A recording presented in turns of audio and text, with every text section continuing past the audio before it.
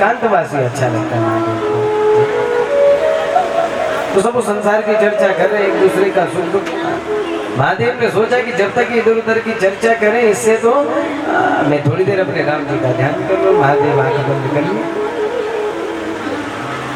और इधर आंख बंद होना महादेव की जरा समाधि में प्रवेश होना और इतने में प्रजापति दक्ष का आना। अब समाधि का मतलब आप क्या समझते हैं? समाधि का मतलब आप ये समझिए कि नींद का सबसे गाढ़ापन समाधि है। नींद तो समझते हैं ना भाई, जब हमको नींद आती है तो नींद में हमको कहाँ पता लगता है हमारा हाथ कहाँ है, पैर कहाँ है, कौन हमारे सामने। हल्की फुल्की नींद हो तो हम लोग थोड़ा आभास भी कर लेते हैं, लेकिन गहरी नींद पड़ जाए, 4 दिन से सोए नहीं, अचानक से सोने को मिल जाए, क्या गहरी नींद पड़ती है? ये फिर भी नींद है। जब नींद में ही हमको पता नहीं लगता कि क्या हो रहा है, इस नींद का जो सबसे गाढ़ापन है, अंतिम अवस्था है, आप उसी को समाधि समझिए। उसमें तो कुछ पता ही नहीं लगता है, शरीर का भान ही नहीं रहता है। महादेव समाधि में प्रवेश कर गए और इतने में राजा दक्ष आ गए। राजा दक्ष ने इधर देखा उधर देखा। तो हमारी एक परंपरा है कि अपने बीच में कोई अपने से बड़ा आए, श्रेष्ठ आए तो उसका सत्कार करना चाहिए, स्वागत करना चाहिए, सम्मान करना चाहिए, उनको आसन छोड़ करके सम्मान करना चाहिए। हमारी परंपरा है, अपने से बड़ा कोई आए। महाराज राजा दक्ष ने जिधर नजर दौड़ाई, आप तो प्रजापति बन गए ना, तो जितने देवता आए थे, देवताओं के ऊपर का भी पद है प्रजापति, चारों तरफ नजर दौड़ाई तो समस्त देव समाज राजा दक्ष की जय हो, राजा दक्ष की जय हो, जय जयकार करने लगे। एक तो राजा दक्ष अभिमानी, ऊपर से पद मिल गया है और पद के साथ साथ में ऊपर से क्या हो गया, जय जयकार होने लगे। अब तो कहना ही क्या माना जाए, राजा दक्ष को तो मारा, ऐसी अभिमान की हवा भर गई थी, क्या कहना। बोल शंकर भगवान की। चारों तरफ देखने लगे, गर्भ में भूलने लगे। महाराज और अभिमानी की तो दृष्टि अलग होती है। सब देवताओं को हाँ हाँ ठीक है सब बैठिए, सबका स्वागत है। इतने में सामने 3 मुख्य आसन लगे हुए थे, विधाता ब्रह्मा जी का, भगवान नारायण का और भगवान शंकर का। ये 3 विशेष देवता है ना। तो ब्रह्मा जी को देखा तो ब्रह्मा जी बैठे हुए थे, तो विचार किया कि हो ये तो हमारे पिताजी हैं। बोल शंकर भगवान।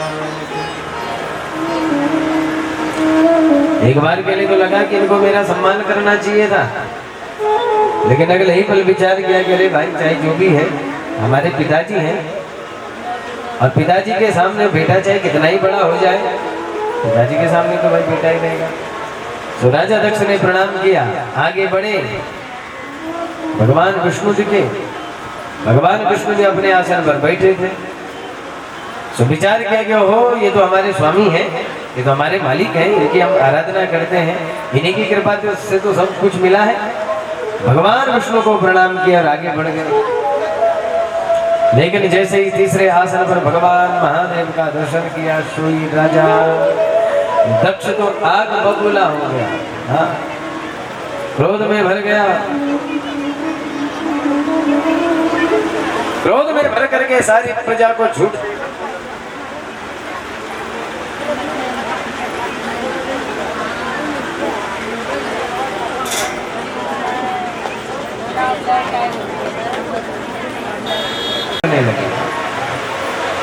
श्रूयतां ब्रह्म ऋषयो में सह देवा सहात्मयः। हे ब्रह्म ऋषयो, श्रूयताम, जरा हमारी बात को तो सुनो। जैसी राजा दक्ष ने कहा कि हमारी बात को सुनो, तो सब सावधान हो गए। जब कोई श्रेष्ठ व्यक्ति सामने से कुछ बोले और जोर दे करके कहे कि भैया सुनो हमारी बात, तो सुनना चाहिए, आदर देना चाहिए। सारी प्रजा है और राजा दक्ष प्रजापति हैं। तो प्रजापति जब बोले, और वो भी पहली बार नए नए प्रजापति बने, तो क्या आदेश कर रहे होंगे, क्या संदेश दे रहे होंगे, क्या कहना चाह रहे होंगे। सारी प्रजा, सारे देवता ध्यान लगा करके सुनने लगे। राजा दक्ष एक ही बात कहते हैं कि अरे भाई प्रजावासियों, देवताओं, हमारी बात सुनो। यशोक्तो निरपत्रपा, आज हमारा यश धूमिल हो गया है। आज हमारा जो देवताओं की जो प्रतिष्ठा थी ना, वो गई।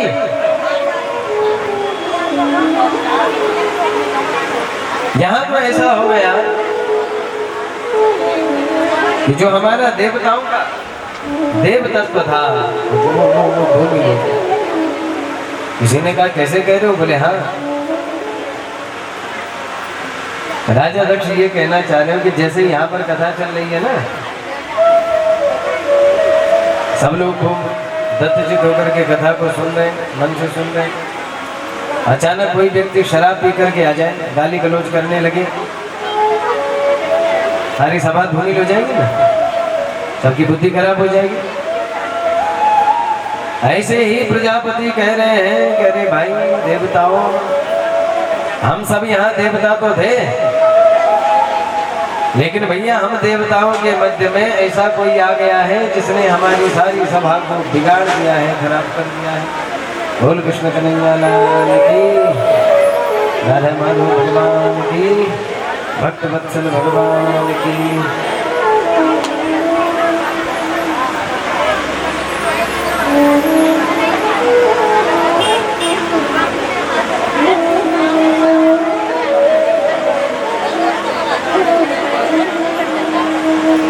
शंकर भगवान की। थोड़ा यहाँ से निकलने के लिए थोड़ा मार्ग दीजिएगा, क्योंकि जो लोग आ रहे हैं। अब ये तो ऐसा करें कि पहले वहीं से प्रणाम करके तो निकल बैठ जाए, तो कथा में विक्षेप नहीं होगा। बाद में आप लोग आकर के प्रणाम करने के लिए आ जाएंगे। बोल शंकर भगवान की, उमापति महादेव की।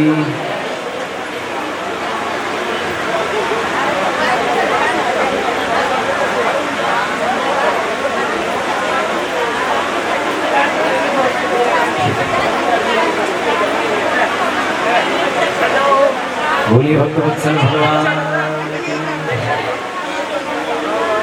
आप सभी लोगों से निवेदन है कि जो लोग पहुंच रहे हैं, जहाँ पर भी आपको स्थान मिल रहा है, आप लोग वहाँ स्थान प्राप्त करिए। वो पीछे की साइड में वहाँ तो आज स्क्रीन भी लगी हुई है, तो वहीं से दर्शन हो जाएंगे।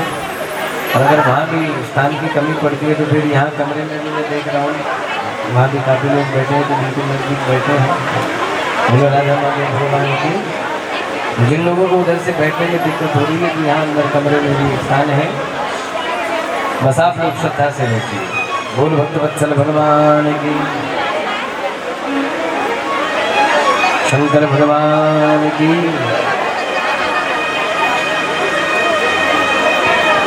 नारायण नारायण नारायण नारायण नारायण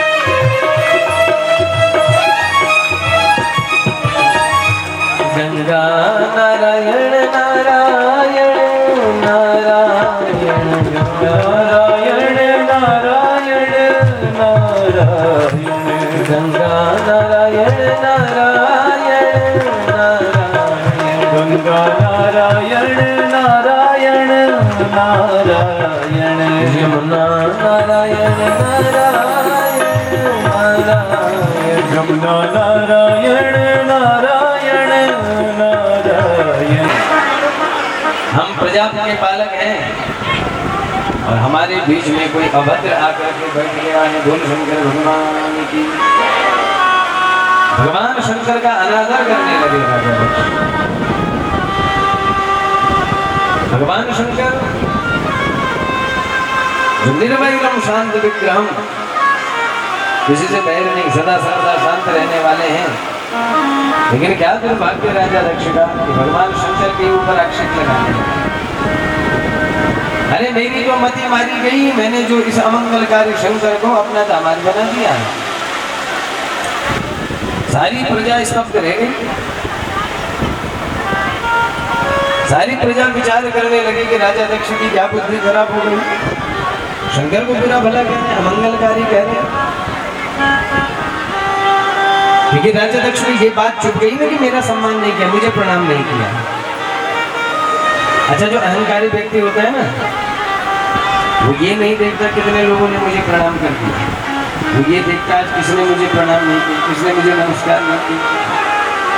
अरे क्या किसी के प्रणाम से क्या होने वाला है। हम अपने गुण कर्मों की इतनी वृद्धि करें कि न चाहते हुए भी आपका शत्रु भी आपके प्रति शरणागत है। अपने गुणों में हम लोग इतनी वृद्धि करें, जानबूझ करके हम चाहें कि कोई जबरदस्ती हमारा सम्मान करे। ये तो दोष बुद्धि हो गई ना। राजा दक्ष को लगा कि मेरा अपमान हो गया और राजा दक्ष ने भरी सभा में भगवान शंकर का अपमान कर दिया। प्रजावासियों सुनो, प्रेतावासेषु घोरेषु भूत प्रेत गणे प्रीतेः। ये प्रेतों के संग में रहने वाला है, भूतों के संग में रहने वाला शंकर है। दुर्भाग्य मेरा कि मैंने इसे अपना संबंध जोड़ा। इतना क्या कहना था, सबका तो शांत हो गए। राजा दक्ष पागल हो गए, भगवान शंकर को बुरा भला कह रहे। अगले ही पल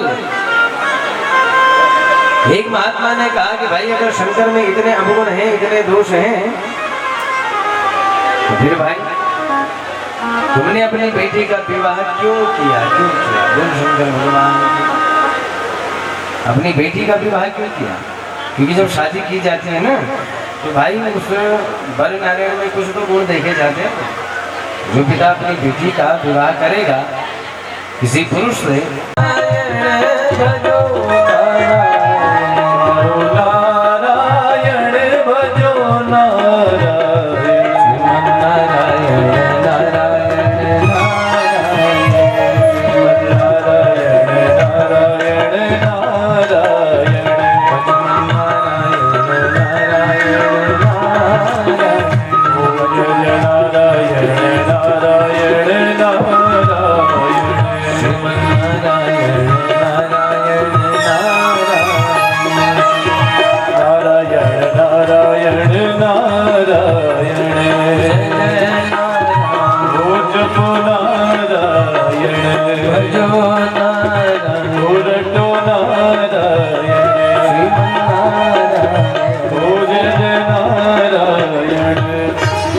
लक्ष्मी नारायण भगवान की।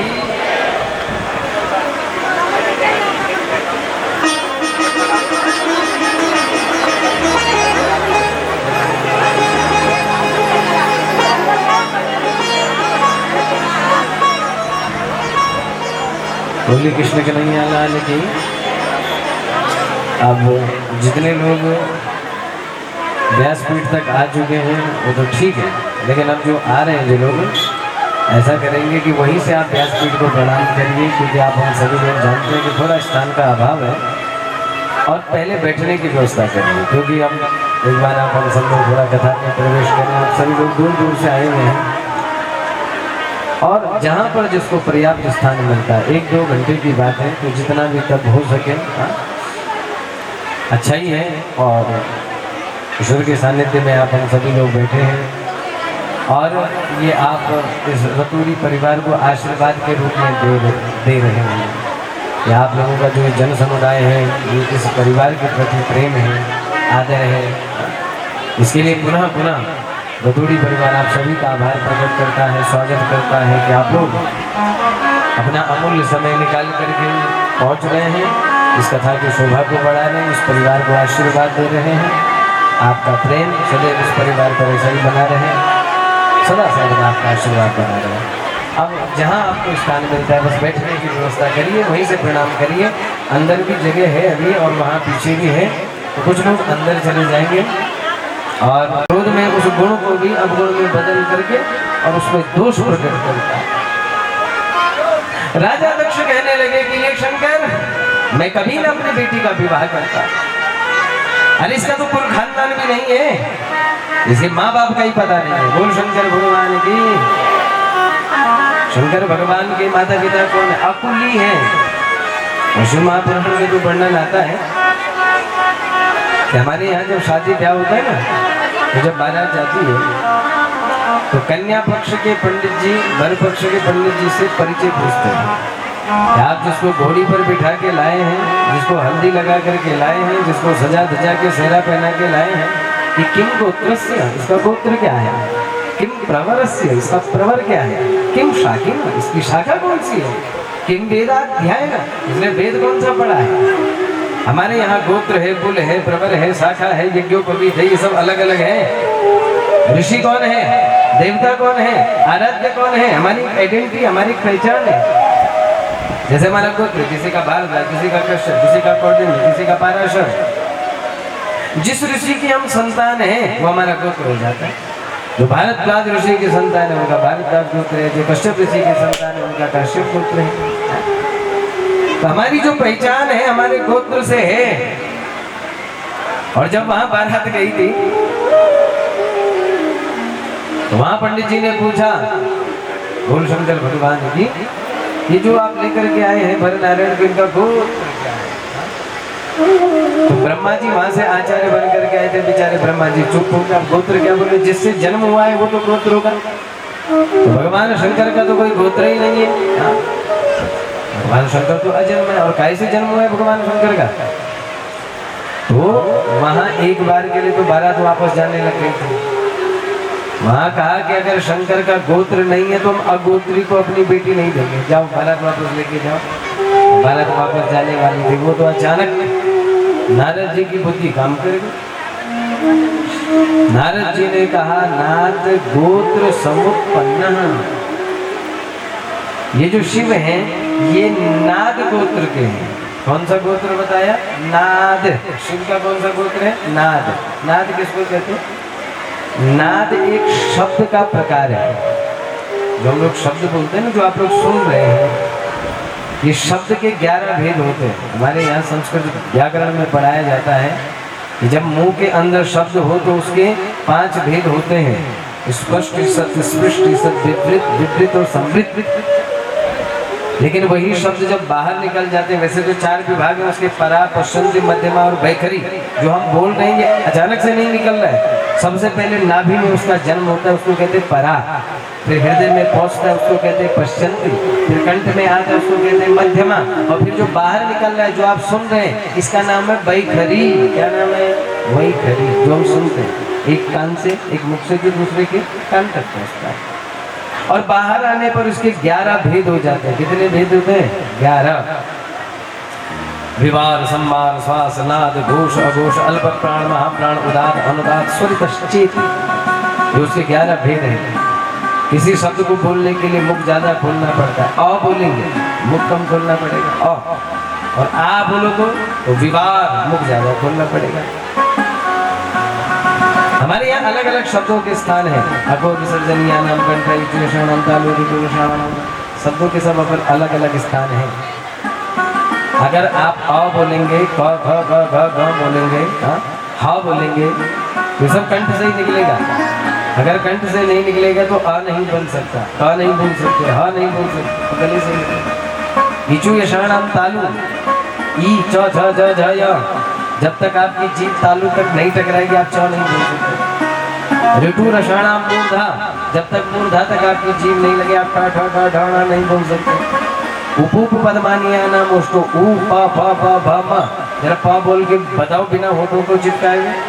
जब तक दोनों होठ नहीं मिलेंगे प नहीं बोल सकते, फ नहीं बोल सकते, ब नहीं बोल सकते, भ नहीं बोल सकते। इसलिए आज के समय में जहाँ वैज्ञानिक टॉकिंग कंप्यूटर की बात कर रहे हैं कि कोई ऐसा कंप्यूटर बनेगा जो बोल भी पाएगा, हमारी भाषा को समझ पाएगा, हम अगर उससे कुछ पूछेंगे तो हमसे बात करेगा जैसे मनुष्य बात करता है। उसके लिए दुनिया भर की भाषाओं का जब शोध हुआ तो उसके लिए उपयुक्त भाषा अगर किसी को माना गया तो संस्कृत को ही माना गया। बिल्कुल परफेक्ट लैंग्वेज अगर कोई है तो संस्कृत है। उसका उच्चारण स्थान निर्धारित है, कैसे बोलना। हमारे यहाँ अ ही 18 प्रकार से बोला जाता है। कितने प्रकार से? 18 प्रकार से सिर्फ अ विचार करिए, अद्भुत है। तो उसका जो भेद है विवार, संवार, श्वास और नाद। हम बात कर रहे थे नाद की, बोल शंकर भगवान की। आपने कभी कांस की थाली को बजते हुए सुना? कांस की थाली हो आपके पास में और उसको कभी चोट मारो तो उससे झंकार पैदा होता है, और वो जो झंकार है वही नाद है, शब्द का एक प्रकार है वो।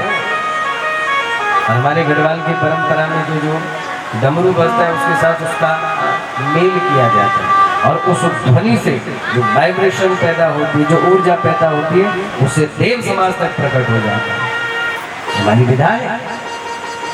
वो जो कांस के, आपने बौद्धों को देखा होगा, वो जब ध्यान करते हैं, मेडिटेशन करते हैं, वो चारों तरफ कांस के पात्र रख देते हैं और उन पे लकड़ी घुमाते हैं और उससे एक ध्वनि निकलती है ओम करके।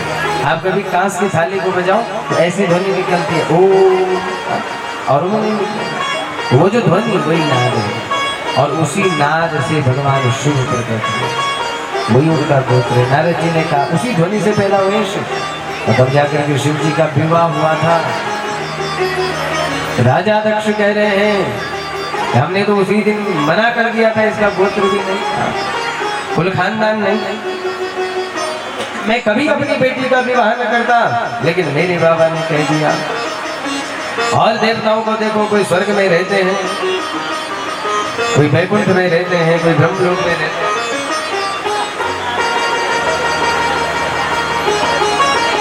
लेकिन शंकर को देखो, ये तो संसार में रहता है, भूत पिशाचों के साथ में रहता है, कैलाश में रहता है। इसका रहन सहन भी ठीक नहीं, खान पान ठीक नहीं, भांग धतूरा सब खाता है, उठना बैठना ठीक नहीं, भूत पिशाचों के साथ में, न यारी दोस्ती ठीक, न खान पान ठीक, न रहन सहन ठीक। अरे कपड़े देखो, नग्न होकर के व्युक्त केसा हसन रुदन, बाल खोल देता है, कपड़े खोल देता है, बागंबर ओढ़ करके रखता है, चिता की भस्मी को लगाता है, जटाओं को खोल करके और चिता की भस्मी लगा करके यहाँ वहाँ पागलों की तरह विचरण करता रहता है, कभी हंसने लगता है, कभी रोने लगता है। ऐसा ही शिव के सारे अवगुण प्रकट करती है, जबकि ये तो सब भगवान शिव के गुण है। और जो कहना नहीं था तो सब कह दिया। बोल शंकर भगवान की, उमापति महादेव की, सब कह दिया। महाराज फिर भी जब मन को संतोष नहीं मिला तो सोचा कि अब क्या करें, फिर भी महादेव की आंखें नहीं खुली। तो वहां पर नंदी महाराज बैठे थे। बोल शंकर भगवान की। कौन बैठे थे? नंदी जी, भगवान शिव के वाहन है ना, भगवान शिव के परम भक्त हैं। तो हमारे यहाँ शास्त्र कहते हैं अपने स्वामी की निंदा मत सुनो। और कैसे सुन सकते हैं भाई? जिस स्वामी के पीछे आपका जीवन है आप उसकी निंदा कैसे सुन सकते हैं? शास्त्र कहते हैं हरि हरि निंदा सुनहि जे काना, वो या पाप गौ घात समाना। जो ईश्वर की हरि की निंदा सुने, हर की निंदा, शंकर की निंदा सुने तो गौ हत्या का पाप लगता है। अगर के कोई आपके सामने शिव की निंदा कर रहा है, विष्णु की निंदा कर रहा है, इष्ट आराध्य की निंदा कर रहा है, तो शास्त्र कहते हैं उसकी जीभ काट डालो, कोई पाप नहीं लगेगा, अगर आप में ताकत है तो। और अगर ताकत नहीं है तो कान में उंगली डाल करके भाग जाओ, पर ईश्वर की निंदा मत सुनो। नंदी बैठे हैं सामने, शास्त्र कहते हैं जीभ काट डालो, और नंदी एक बार के लिए तो जीभ भी काटने वाले थे, फिर अगले ही पल सोचा कि अरे हमारे स्वामी के ससुर जी हैं, और अभी तो हमारे स्वामी समाधि में है और हम उनके बिना आज्ञा के कुछ करते नहीं। बाद में पता चला कुछ बात बिगड़ गई। नंदी जी ने अपना जो क्रोध था उसकी घूंट को तो पी लिया, लेकिन जब सहन न कर पाए तो अंत में राजा दक्ष को शाप दे दिया। राजा दक्ष जब से प्रजापति बने हो तब से मैं प्रजापति, मेरा सम्मान नहीं हुआ, मुझे प्रणाम नहीं हुआ। अरे प्रजापति बन गए, सम्मान तुम्हारा अपने आप हो जाए। काम ऐसा करो कि लोग तुम्हारा सम्मान करने लग जाए। जबरदस्ती कॉलर खड़ के आप हमको प्रणाम करो, आप हम आपसे बड़े, हम आपसे ये हैं, हम आप। अरे काहे किसी को रोक दिखाना भाई?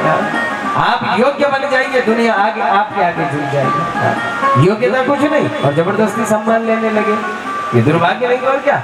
और ये अज्ञानी लोगों के अंदर ज्यादा होता है, जबरदस्ती सम्मान के भूखे। राजा दक्ष की ऐसी स्थिति, राजा दक्ष कह रहे मेरा सम्मान नहीं हुआ। नंदी जी ने कहा कि जाओ, श्राप देते हैं। ये मैं ये तो पशु की आदत है। मेरा ही पेट भरे, मेरा ही घर हो, मैं मेरे अलावा तो सोचे नहीं पाता, उसको बुद्धि नहीं है। और जानवरों में भी, पशु में भी बकरी सबसे ज्यादा मैं करती।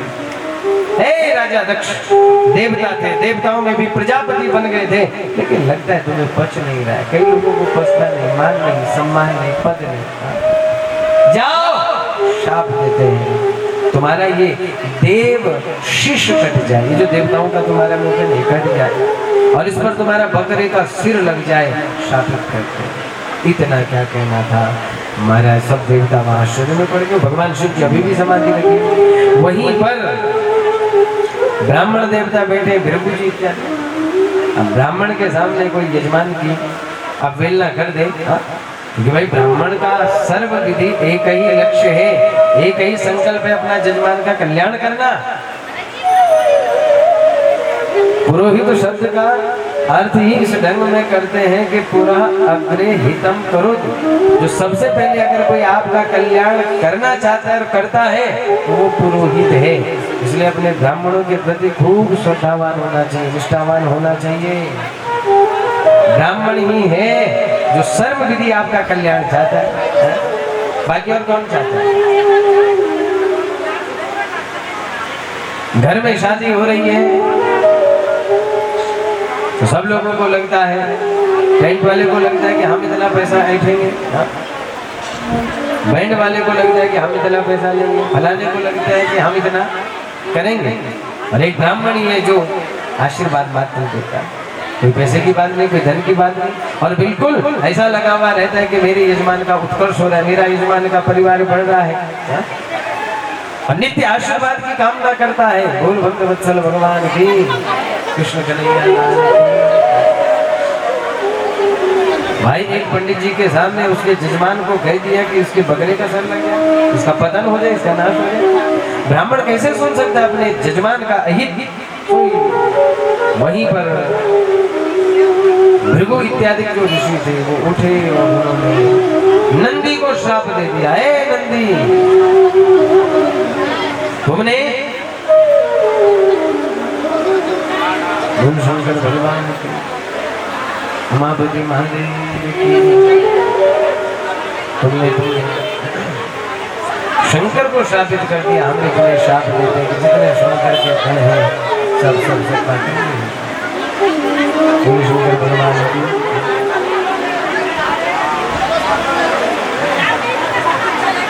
बोल रहा था माधव भगवान,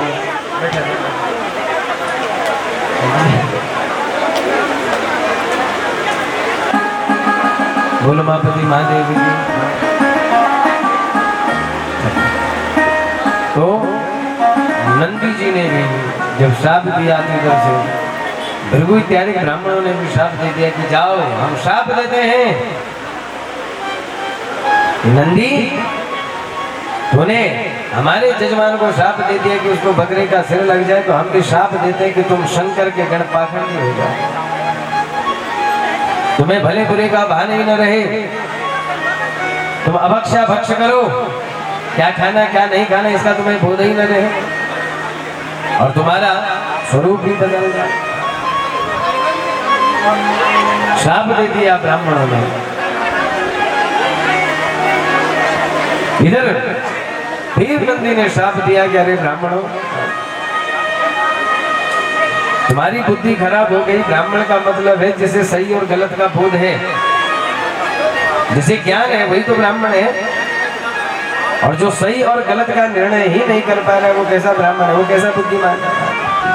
तुम ये नहीं जान पाए कि शंकर का अपमान हो रहा है, तुम ये नहीं जान पाए कि सारे देव समाज के बीच में तुम्हारा जजमान ही गलत है, ये राजा दक्ष ही गलत है। और अगर तुम सही गलत का निर्णय ही नहीं कर पा रहे हो, तो हम तुम्हें श्राप देते हैं कि जाओ तुम भी भीख मांगने पर मजबूर हो जाओ। नंदी जी ने ब्राह्मणों को भी श्राप दे दिया। तुम्हारे पास ज्ञान होगा, विज्ञान होगा, शास्त्र होंगे, सब कुछ होगा, लेकिन मांगना भीख ही पड़ेगा, मांगनी भिक्षा ही पड़ेगी।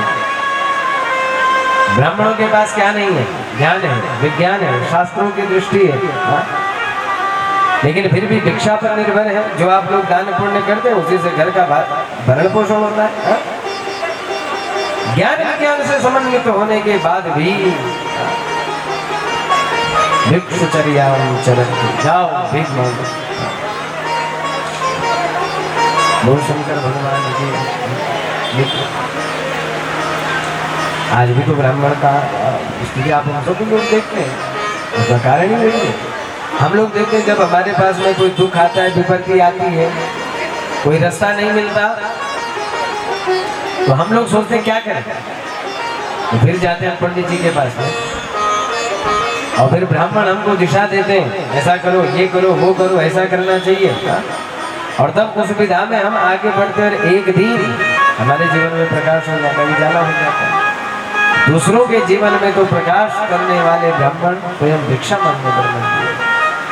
नंदी जी ने शाप दिया, सारा चला क्रम। एक दूसरे को शाप देने लगे। अंत में राजा दक्ष से जब बहुत ही ज्यादा उल्टा सीधा बोलने लगे, तो जितने मंत्री गण थे उन सब ने घेरा। कहीं पर बात बिगड़ रही हो ना, तो समझदारी यही है कि जिन दो के बीच में झगड़ा हो रहा है, उसमें से एक को किनारे कर दो, एक को दूर लेके जाओ, तो थोड़ा वाद विवाद कम होगा, तो बात सुलझ जाएगी। बोल शंकर भगवान। ब्रह्मा जी ने कहा इस पागल को लेके जाओ राजा दक्ष को। तो उसी के मंत्रियों ने राजा दक्ष को पकड़ करके कक्ष में लेकर के चले गए। और जब कक्ष में लेकर के गए महाराज, तो उसके बाद कक्ष में ले जाने पर इधर सबने महादेव की अभिस्तुति करी। महादेव को समाधि में थे। महादेव जागे और महादेव के जागने पर समस्त देवता महादेव को एक टक देख रहे थे। महादेव ने कहा क्या हुआ, ससुर जी नहीं आए क्या? बोल शंकर भगवान की। ससुर जी नहीं आए। सब देवताओं ने बताया कि भैया ससुर जी तो क्रोध में भर गए और उन्होंने अपना अपमान समझा और तुम्हें भी बहुत बुरा भला कह दिया। भगवान शंकर तो भोले नाथ ठहरे, उन्होंने कहा कोई बात नहीं, जो बोला तो प्रसाद ही है हमारे लिए, बड़े जो हैं, लेकिन हमको माफी मांग लेनी चाहिए। और भगवान शंकर क्षमा याचना करने के लिए जैसे ही जाने लगे तो ब्रह्मा जी ने हाथ पकड़ लिया और कहा कि इस समय तुम्हें राजा दक्ष के पास नहीं जाना चाहिए, बात और बिगड़ेगी, समस्या और बढ़ जाएगी। राजा दक्ष अभिमानी है और अभिमानी नहीं, अभिमान के सब कुछ कर, इसलिए अभिमानी व्यक्ति के जो सामने मुंह लगना नहीं चाहिए, जितना हो उसे दूर ही रहना चाहिए। तो महादेव ने कहा कि यहाँ रह करके भी हमें कोई फायदा है नहीं, जब यहाँ बात ही बिगड़ेगी तो क्यों ना हम अपने कैलाश चले जाएं। और महादेव उठ करके वहां से कैलाश चले गए। बोलो शंकर भगवान की। समय बीता, महादेव ने ये घटना सती को नहीं बताई। कथाक्रम बहुत लंबा चौड़ा है, आप हम सभी लोग जानते हैं कि जब राजा दक्ष ने एक और यज्ञ का आयोजन किया,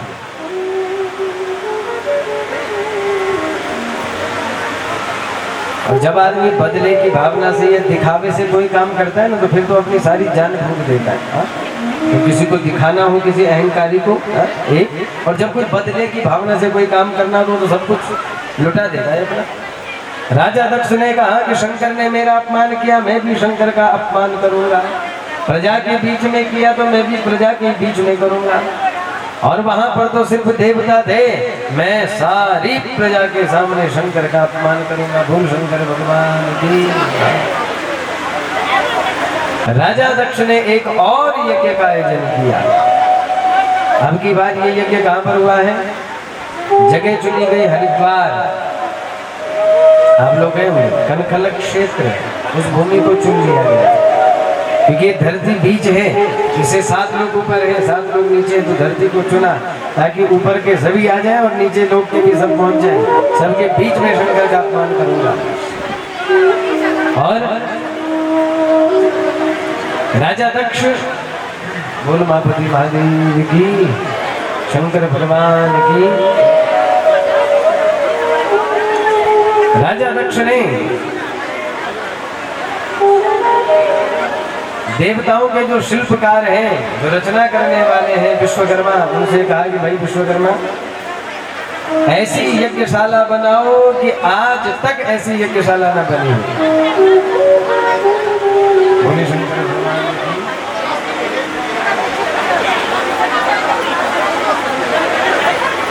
हरिद्वार में यज्ञशाला का निर्माण हो गया और यज्ञशाला का निर्माण होने पर समस्त देवताओं को बुला दिया, लेकिन भगवान शंकर नहीं आए। कथा सभी लोग जानते हैं। जिस दिन से यज्ञ शुरू होना था, कैलाश के ऊपर से विमानों में बैठ करके देव नायिकाएं धरती की तरफ आने लगी।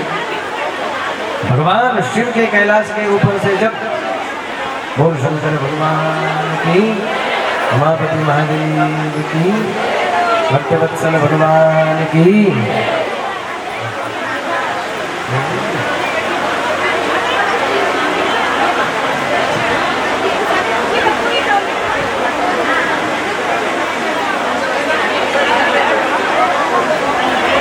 जैसे ही वो यज्ञ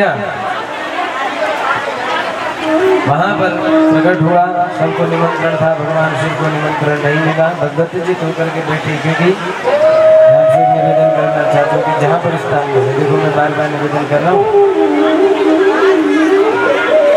इसके लिए, क्योंकि आप सभी लोग दूर दूर से आए और अगर कथा ही नहीं हो पाएगी तो फिर समय पर कैसे छूटेंगे। आप सब लोगों को दूर दूर से सभी लोग आए हैं, तो मेरा प्रयास भी है कि समय से हम लोग कथा को भी विराम दें। सब विमानों में बैठ करके देव समाज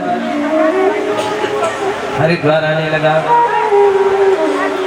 भगवती सती ने आसमान में देखा कि समस्त देवता लोग जहाजों में बैठ करके धरती पर यज्ञ में अपना भाग लेने के लिए आ रहे हैं। भगवती सती ने एक गंधर्वी से पूछा, बहन आप कहाँ जा रहे हैं? तो बोले हरिद्वार में यज्ञ हो रहा है, हम यज्ञ ही में जा रहे हैं।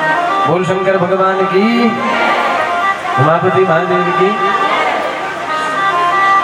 तो बोले कि हम हरिद्वार जा रहे हैं। बोले क्यों जा रहे हैं? बोले राजा दक्ष के यहाँ यज्ञ हो रहा है। तो बोले राजा दक्ष तो हमारे ही पिताजी हैं। तो बोले फिर तुम क्यों नहीं गए?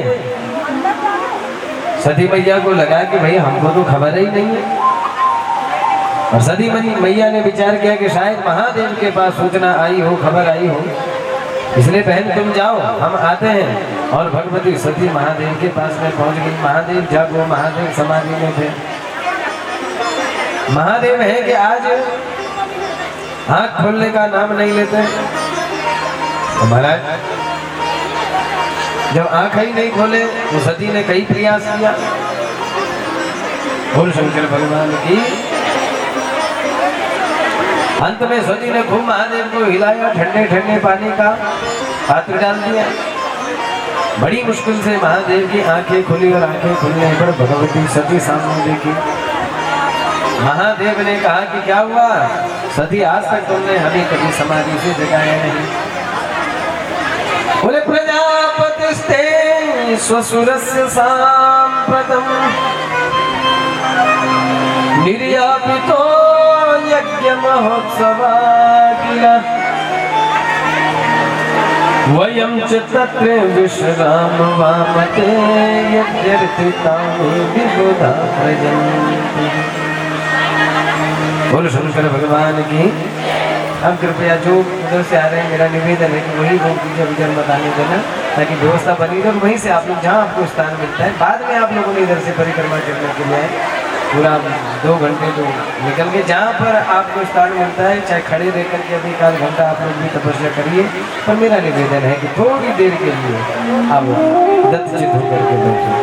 आज नहीं तो जो कृष्ण जन्म का जो रस है, जो आनंद है, वो फीका पड़ गया कि भाई इसलिए मेरा निवेदन है कि आप बैठिए दत्त चित्त होकर के। अब मैं कथा को भी बहुत तीव्र गति से लेकर के जाऊंगा, लेकिन तभी हो पाएगा जब आप लोग श्रद्धा से बैठेंगे, जहाँ स्थान मिलता है बैठ जाए। और जो लोग आ रहे हैं उधर से, तो कोई वहाँ से दिशा निर्देश कर दो कि भाई पीछे पीछे से, अगर पीछे जगह तो वहाँ बैठा दो, नहीं तो कमरे में बैठा दो, नहीं तो सामने भाई लोग जो हमारे सब कथा वहीं से खड़े खड़े सुन रहे हैं।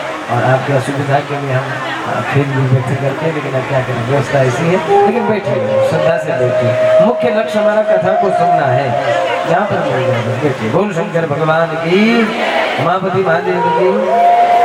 तो सती मैया ने कहा कि चलो यज्ञ में चलो। महादेव ने कहा कि ठीक है चलो, लेकिन निमंत्रण कहाँ है? अनाहुतम न गच्छेयु, बिना बुलाए कहीं जाना नहीं चाहिए।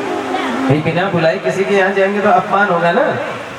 किसी के घर में टेंट लगा हुआ है, शादी हो रही है, कई प्रकार के खाने के आइटम बने हुए हैं, टेबल सजी हुई है, डीजे बज रहा है, और आप वहाँ से जा रहे थे, आपने देखा ये तो बहुत अच्छा है, आपने अपनी गाड़ी किनारे खड़ी करी और आप भी उसमें अंदर चले गए।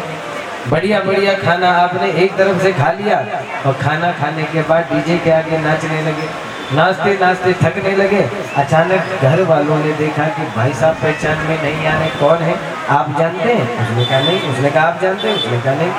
सारे घर वालों में खुसुर फुसुर होने लगी, किस व्यक्ति को तो हम जानते ही नहीं। सब आ गए उसके बाद, भाई साहब आपने डांस बहुत बढ़िया किया, खाना भी बहुत अच्छे से खा लिया, लेकिन हमने आपको पहचाना नहीं। तो उस व्यक्ति ने अपना परिचय दिया, महाराज मैं भी आपको नहीं जानता, मैं तो रास्ते से जा रहा था, आपके यहाँ सुंदर लाइट और टेंट लगा हुआ था, खाने की प्लेटें लगी हुई थी, तो मैंने भी गाड़ी रोकी, अंदर आ गया, खाना खा लिया है और डांस भी कर लिया, आपका धन्यवाद। अब मैं चलूँ? तो विचार करिए अब घर वाले क्या करेंगे। कुटाई तो इतनी करेंगे महाराज की पूछो नहीं, कि जान न पहचान जबरदस्ती ये खाना भी खा गया, डीजे में भी नाच गया, और रात भर बर्तन अलग से धुलवाएंगे। क्यों? क्योंकि भैया बुलाया तो है ही नहीं, और बिना बुलाए जो जाते हैं तो ऐसे ही तो अपमान होगा। ऐसे ही आप किसी की शादी में, किसी के फंक्शन में कैसे जा सकते हैं?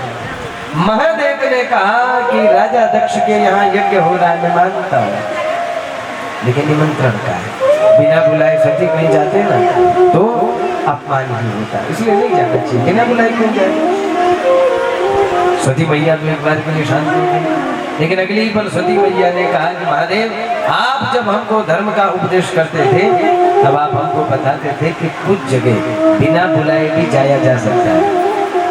वैसे तो जाना नहीं चाहिए, लेकिन कुछ जगह ऐसी है जहाँ आप बिना बुलाए भी जा सकते हैं। कन्या पिता के घर में जा सकते हैं, क्योंकि जिस घर में पली है, बड़ी है, जिस घर में उसने एक जीवन जिया है, क्या माने नहीं जा सकती, उसके लिए छूट है, जा सकती है पिता के घर में कभी भी, सुख में दुख में जा सकती है।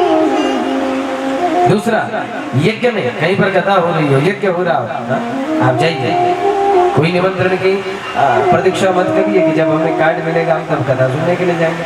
भगवान की कथा हो रही है सभी के लिए, ईश्वर तो सबके है ना। जहाँ जगह मिलती है, जहाँ स्थान मिलता है, प्रेम से बैठिए, कथा सुनिए और अपना जाइए, लीजिए। पिता के घर कहीं जाया जा सकता है, सत्संग में जाया जा सकता है, देवस्थान में जाया जा सकता है, गुरु स्थान में जाया जा सकता है, और इसके अलावा दुख में जाया जा सकता है। कोई दुख में है, आपका पड़ोसी दुख में तड़प रहा है, रो रहा है, व्याकुल हो रहा है, और आपने सोचा इसने तो हमको बुलाया ही नहीं, इसने तो हमको निमंत्रण दिया ही नहीं, तो वहां भी निमंत्रण का इंतजार मत करिए, जाइए और उसकी मदद करिए। ये शास्त्र हमको कुछ छूट देते हैं। तो सती मैया ने कहा वैसे तो आप ठीक कह रहे हैं, बिना बुलाए जाना नहीं चाहिए, लेकिन शास्त्र कहते हैं पिता के घर में जाया जा सकता है एक, और कहीं यज्ञ महोत्सव हो, महोत्सव भी हो, कहीं पर मेला लगा हुआ है, महोत्सव का मतलब मेला, अब कहीं पर मेला लगा है तो उसके लिए कार्ड तो आएगा नहीं, मेला सबके लिए, समझाओ, देखो घूमो, वहाँ यज्ञ महोत्सव हो रहा है। अगर यज्ञ में निमंत्रण नहीं है तो महोत्सव में तो कोई भी जा सकता है, तो महोत्सव के ही बहाने कम से कम हमको वहां जाना चाहिए।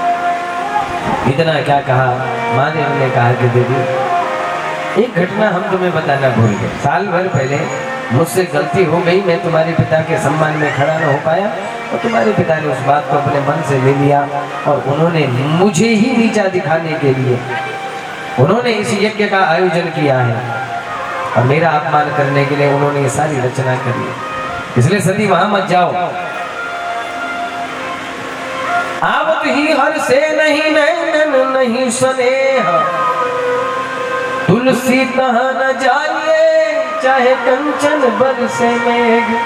तुलसीदास बाबा कहते हैं कि किसी के घर में दिन रात सोने की वर्षा हो रही हो, धन की वर्षा हो रही, कोई आपका ऐसा जानने में जिसके घर में बहुत सुख है, बहुत संपदा है, लेकिन आपके जाने पर अगर वो मुंह मोड़ देता है, आपका अपमान होता है, मत जाइए ऐसे घर में। सम्मान सबसे बड़ी चीज है, और किसी के पास में कुछ भी नहीं है, लेकिन आपके जाने से उसका चेहरा खिल उठता है, उसको देने के लिए कुछ नहीं है, लेकिन उसके आंखों में हर्ष बढ़ जाता है कि भैया ये आ गए। जिसकी आंखों में प्रेम दिखे, स्नेह दिखे, वही अपने संबंध को स्थापित करना चाहिए। हाँ? लेकिन राजा दक्ष का ऐसा भाव नहीं, वो अपमान के भाव से सब कर रहा है, जाने के लिए हम चले जाएंगे, लेकिन अगर अपमान हो गया तो सब गड़बड़ हो गया। सती मत जिद करो। सती मैया ने कहा नहीं महादेव हमको तो जाना है, हमें जाना है। जब इतना कहा तो महादेव ने विचार किया क्या क्या करें। 3 हट तो हमारे शास्त्रों में है, स्त्री हट भी है, बाल हट भी है, और योग हट भी। योगी भी जब कोई हट कर दे तो छोड़ देंगे संसार, तो छोड़ दिया, घर मकान दुकान कुल खानदान सब छोड़ दिया। बच्चा भी जब हट पर आता है तो जब तक उसको वस्तु न मिले। और तीसरी हट त्रिया हट है, वो कितनी सच है वो तो आप ही लोग ज़्यादा जान सकते हैं। जिद कहाँ तक पूरी होती है नहीं होती है, करते नहीं करते, लेकिन ऐसा वर्णन है। माँ सती ने हट कर दी कि भैया हमको जाना है। महादेव ने मना करने पर भी सती ने कहा कि हमको जाना है। महादेव ने समझाया, सती ने कहा आपको चलना पड़ेगा। महादेव ने कहा मुझे जाने में कोई दिक्कत नहीं, मुझे कोई परेशानी नहीं, लेकिन सती सबसे बड़ी समस्या ये है कि अगर मैं तुम्हारे साथ राजा दक्ष के यहाँ तुम्हारे मायके में अगर चला गया और वहां अगर मेरा अपमान हो गया तो मैं तो सह लूंगा, मैं तो बोला ही जो ठहरा, मुझे कोई फर्क भी नहीं पड़ता, लेकिन तुम मेरा अपमान नहीं सह पाओगे। एक बेटी अपने मायके में अपने पति का अपमान कभी नहीं सह सकती। घर में चाहे जैसा व्यवहार कर ले ससुराल में, लेकिन जैसे ही मायके में पहुंचते हैं वहां उसको लगता है कि हमारे पति का सम्मान बना रहे। और जब तुम्हारे ही सामने मेरा अपमान होगा, मेरा तिरस्कार होगा, मैं तो जैसे कैसे कर लूंगा, लेकिन सती तुम नहीं सहन कर पाओगे, इसलिए छोड़ो जिद काहे करते हो। फिर चलेंगे, लेकिन होने दो, फिर चलेंगे बात, हमारे रिश्ते हैं, हम उसको समझाएंगे। महादेव ने जब इतना कहा तो सती मैया फिर भी जिद पर रही। तस्मिन भगिनी, वहाँ पर मेरी बहनें आई होंगी, क्योंकि जब यज्ञ महोत्सव होता है तो सब इकट्ठे हो जाते हैं। जैसे वैसे तो सभी लोग हम लोग देखते हैं, कोई कहीं है, कोई कहीं है, कोई कहीं है, और जब ऐसे यज्ञ महोत्सव होते हैं तो आजकल जैसे रतौड़ी परिवार में सब लोग इकट्ठे हुए इस यज्ञ के बहाने, सब अपना अपना सुख दुख बांट रहे। वैसे तो कौन कहाँ है क्या है, कभी फोन में बात हो जाए, कभी मिल जाए, यहाँ सब इकट्ठे हो जाते हैं। सती मैया ने कहा कि जाना चाहिए, ये मौका दोबारा नहीं मिलेगा। महाराज वो सती मैया का जो मन का भाव, मेरी चाची होंगी, मेरी ताई होंगी, मेरी बुआ होंगी, मेरी बहनें होंगी, सब आई होंगी, तो मैं क्यों नहीं जाऊँ। और महाराज सती मैया का मन हुआ। महादेव ने देखा कि सती अब रुकने वाली है नहीं, तो महादेव ने पहले तो रोकने की कोशिश करी, लेकिन सती मैया मानी नहीं। सती मैया ने कहा नहीं हमको जाना ही नहीं। अंत में महादेव ने आज्ञा दे दी, जाओ अगर जाना है तो ठीक है तुम जाओ। शिव महापुराण में वर्णन आता है कि 60,000 गण भगवान शिव के भगवती सती के साथ तैयार हो गए, माते हम भी तुम्हारे साथ जाएंगे। महादेव ने कहा कि सती इनको भी साथ लेके चलो। माँ ने कहा जिसको चलना है सो सब तैयार हो जाओ। और माँ भगवती के संग में समस्त वो शिव के 60,000 गण भी संग में चल गए। तो सबके सब चलने लगे महाराज, तो पल भर में हरिद्वार में पहुंच गए। हरिद्वार में वो यज्ञ का वो पंडाल सजा हुआ, क्या भव्यता। और मैंने आपसे कहा कि जब कोई दिखाने के लिए कोई काम करता है ना, कि मैं दिखाऊं या बदले की भावना से करो, फिर तो अपनी सारी ताकत लगा देता है। राजा दक्ष ने अपनी सारी ताकत झोंक दी थी महाराज। राजा दक्ष ने ऐसा निर्माण किया था कि क्या कहना, देवता चकित हो गए। स्वर्ग की राजधानी है अमरावती, उस अमरावती का भी सौंदर्य फीका पड़ जाए, उसका रूप भी फीका पड़ जाए, ऐसा स्वरूप उस हरिद्वार उस कनखन नगरी का हो गया था। सब देवता वहां अपना अपना हिस्सा ले रहे हैं। भगवती सती यज्ञ में द्वार से अंदर प्रवेश करती है तो राजा दक्ष ने कहा सबका सम्मान होगा, लेकिन शंकर के जितने संबंधी अगर कोई भी अंदर आए तो उसका अपमान करना, भगा देना यहाँ से। जैसे सती मैया आई तो द्वारपालों को तो आदेश था ना कि भगा देना शंकर के संबंधियों को, तो हिम्मत तो नहीं हुई उनकी कि इनको भगा दे, लेकिन मुंह जरूर मोड़ दिया। सती मैया को बड़ा बुरा लगा, कल तक तो मेरे आगे पीछे घूमते थे और आज देखो। लेकिन सती मैया फिर अनदेखा करके अंदर चली गई। साधर बल ही मिली एक माता, भगिनी मिली बहुत मुस्कान। सबसे मां सती मिल रही है, हाँ, और भगिनी मिली, जब बहनें मिली। हमारे रिश्ते ऐसे ही हैं, जैसे एक पेड़ पर फल लगते हैं ना, एक फल पक गया उसी पेड़ का तो मीठा हो गया, एक थोड़ा कच्चा है तो खट्टा है, एक थोड़ा खट्टा मीठा है, एक अभी फूल पर ही है तो अभी कड़वा हो रहा है। ऐसे ही परिवार में कुछ मधुर हैं, कुछ थोड़ा खट्टे मीठे, कुछ थोड़ा तेज बोलते, कुछ कड़वा बोलते, अलग अलग रिश्ते हैं भाई, लेकिन सब एक ही पेड़ पर लगे हैं, एक ही पेड़ के बंधे हुए हैं। इसी भाव से सबका संरक्षण करना चाहिए। महाराज सती मैया सबको सुना, एक कहता है अरे सती तू आ गई, तेरा स्वागत है। दूसरी कहती है अरे तू आ गई, हमने तो सुना कि तुझे तो निमंत्रण भी नहीं मिला, तू फिर भी आ गया। तीसरी कहती है अरे निमंत्रण नहीं मिला तो क्या अपने पिता के घर में आई है। चौथी कहती है अरे हमने सुना इसके पिता ने, इसके पति ने सुना कि इसके पिता का बड़ा अपमान किया। एक अच्छा बोलता है, एक बुरा बोलता है। ध्यान रखिए शब्दों का ठीक ठीक निर्णय होना चाहिए। हाँ? ऐसी वाणी बोलिए मन का आपा कोई, औरन को शीतल करे आप हो शीतल। वाणी तो ऐसी होगी, हाँ, अपने आप को भी ठंडक पड़ी रहे, हाँ, और दूसरा भी शीतल। पता चला कि कुछ ऐसा बोल दिया कि अपनी भी रातों की नींद उड़ गई, हाँ, और दूसरा भी बेचारा सो नहीं पाया ना, ये ठीक नहीं है। लेकिन वहां सारी बहनें कुछ कुछ बोलती है, कोई कुछ बोलता है, कोई कुछ बोलता है।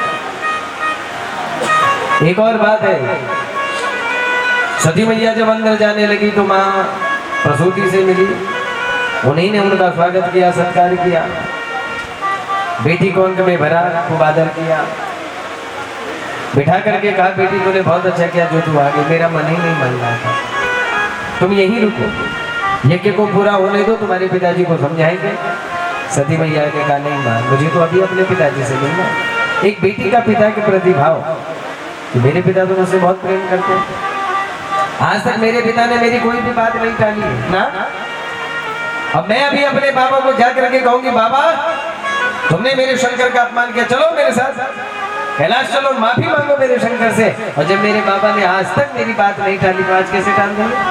सारी बात सुलझ जाएगी माँ, अभी तुम रुको तो से। लेकिन प्रसूति मैया कहती है ना, अब तुम्हारे पिता पिता नहीं रहे, अब तुम्हारे पिता प्रजापति बन गए, अब अभिमानी बन गए। धन पैसा वैभव अभिमान जब आता है तो मनुष्य रिश्तों को कभी भी अहमियत नहीं दे सकता। रिश्तों का मूल्य वही समझता है जिसे क्या है, जिसे बुद्धि होता है। महाराज